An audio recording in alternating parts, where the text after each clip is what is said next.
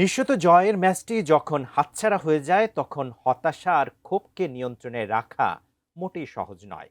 বিশেষ করে প্রতিপক্ষ যদি হয় বর্তমান বিশ্ব চ্যাম্পিয়ন আর্জেন্টিনা, আর হারটি যদি আসে শেষ ১৬র মতো ম্যাচে। মিশরের কোচ হোসাম হাসানের ক্ষেত্রেও ঘটেছে ঠিক সেটি। তবে আবেগের নিয়ন্ত্রণ হারানোয় এবার চড়া মূল্য দিতে হতে পারে তাকে। বিস্তারিত ডেস্ক রিপোর্টে।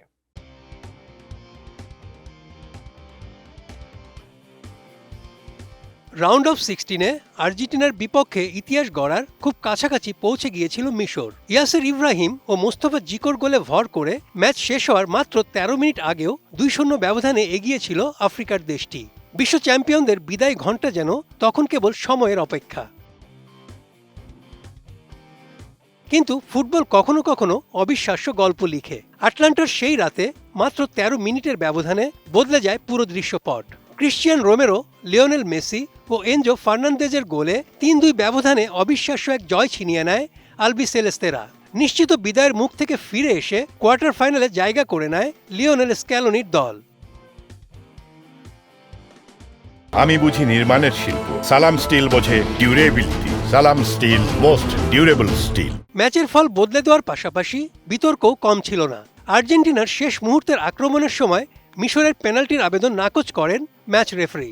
সিদ্ধান্ত নিয়ে মাঠেই ক্ষোভ প্রকাশ করেন মিশরীয় ফুটবলাররা। এই বিতর্কিত সিদ্ধান্তগুলো ম্যাচের উত্তেজনাকে আরও বাড়িয়ে দেয়। ম্যাচ চলাকালীন ডাগ আউটে হলুদ কার্ড দেখেন মিশরের কোচ হোসাম হাসান। পাশাপাশি গ্যালারির দিকে তার কিছু অঙ্গভঙ্গিও সমালোচনার জন্ম দেয়। তবে সবচেয়ে বড় বিতর্ক তৈরি হয় ম্যাচ শেষ হওয়ার পর।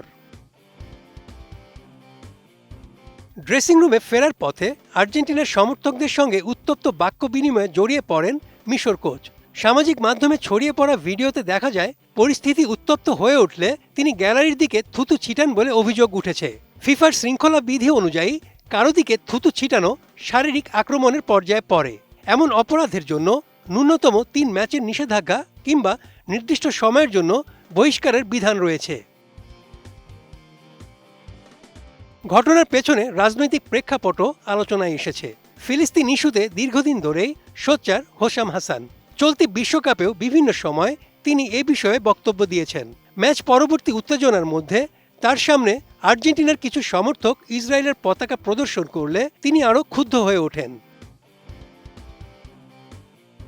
এ প্রসঙ্গে সংবাদ সম্মেলনেও তাকে প্রশ্ন করা হলে জবাবে সরাসরি সেই বিতর্কে না গিয়ে মানবিক দিকটিকেই সামনে আনেন মিশর কোচ। তিনি বলেন, যে মানুষটি তার দৃষ্টিশক্তি হারিয়েছে কিংবা যার হাত কেটে ফেলা হয়েছে তাদের কষ্ট কি কেউ অনুভব করে? তারা চায় ফুটবল যেন মানবতার বার্তা ছড়িয়ে দিতে সাহায্য করে। তবে হোসাম হাসানের মানবিক বার্তার চেয়ে খেলার মাঠে আচরণবিধি লঙ্ঘনকেই বেশি গুরুত্ব দিচ্ছে ফিফা। ফলে ধারণা করা হচ্ছে হয়তো কোনো শাস্তির মুখে পড়তে যাচ্ছেন মিশরের coach. Desk report, ATN news.